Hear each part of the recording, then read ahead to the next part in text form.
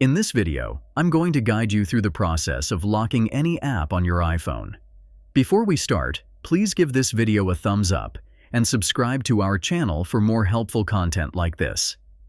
Locking apps using shortcuts on iPhone provides an added layer of privacy by restricting access to sensitive information or applications, safeguarding personal data from unauthorized use or prying eyes. The process of successfully locking apps using shortcuts is quite a straightforward thing. Start with heading toward the Shortcuts app. If you haven't got it yet, just pop over to the App Store and download it. Once you've got it installed, launch the app. You'll be greeted with a familiar interface.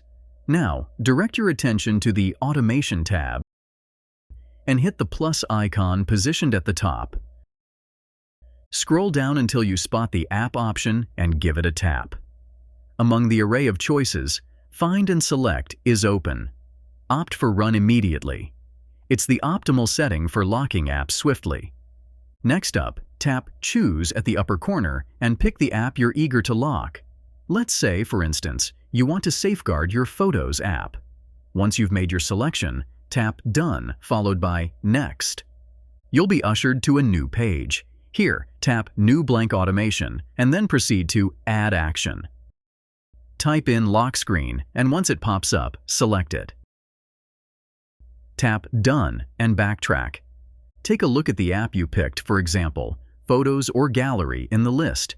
Just tap it and you'll be back at your lock screen in no time. And there you have it. You've successfully mastered the art of locking apps on your iPhone. If this video proved valuable to you, make sure to hit the like button and, of course, subscribe for more handy tips and tricks.